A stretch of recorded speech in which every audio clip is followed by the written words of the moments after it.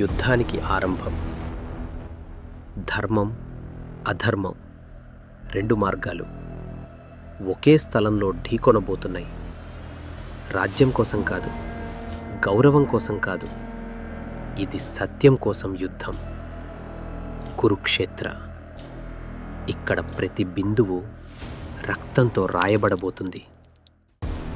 యుద్ధభూమి వైభవం. అనేక రాజ్యాల సైన్యాలు ఒకచోట చేరాయి. అశ్వాల కాళ్ల శబ్దం, రథాల గర్జన, గజాల కేకలు.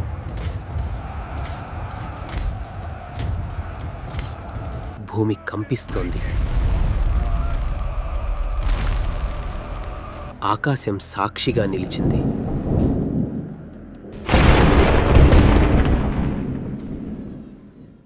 కౌరవ శిబిరం.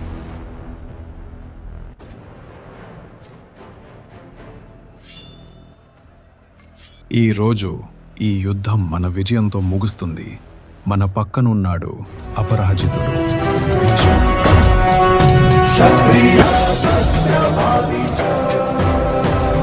నేను ఈ సింహాసనానికి విధేయుడిని. హస్తినాపురానికి నా ప్రాణం అప్పగించాను. నా చివరి శ్వాస వరకు ఈ సేనను కాపాడుతాను. పాండవ శిబిరం.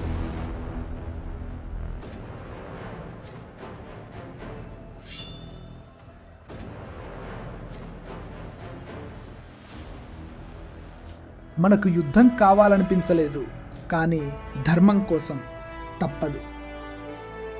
అన్నా, వాళ్ళు మనకు అన్యాయం చేశారు. ఇప్పుడు సమాధానం యుద్ధమే.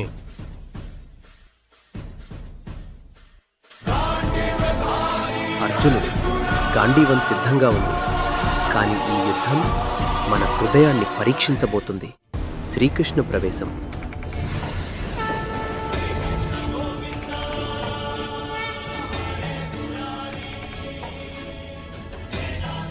అర్జున, ఈరోజు నీవు యోధుడిగా మాత్రమే కాదు, మనిషిగా కూడా పరీక్షించబడతావు.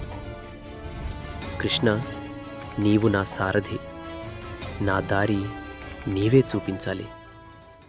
యుద్ధానికి ముందు నిశ్శబ్దం. రెండు సేనలు ఒకరినొకరు ఎదుర్కొంటూ నిలిచాయి.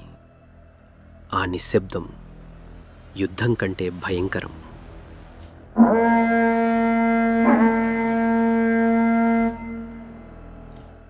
యుద్ధం ప్రారంభం.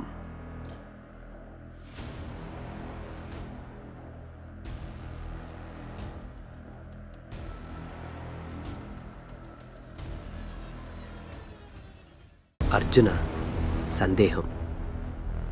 కృష్ణ, నా రథాన్ని రెండు సేనల మధ్య నిలిపి ఉంచు.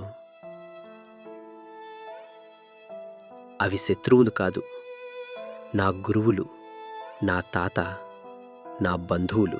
వాళ్లను చంపి గెలిచే రాజ్యం నాకు అవసరం లేదు. గాంధీవం చేతి నుండి జారిపోతుంది. నేను యుద్ధం చెయ్యను కృష్ణ.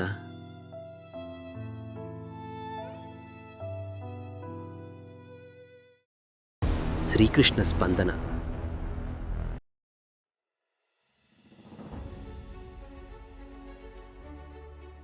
అర్జున, నీవు మాట్లాడుతున్నది జ్ఞానంలాగా అనిపిస్తుంది, కానీ అది నీ మోహం.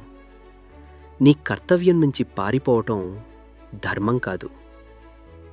నీ సందేహానికి సమాధానం నేనిస్తాను. ఒక యోధుడు తన హృదయంతో పోరాడుతున్నాడు. ఒక దేవుడు ప్రపంచాన్ని మార్చబోయే జ్ఞానం ఇవ్వబోతున్నాడు.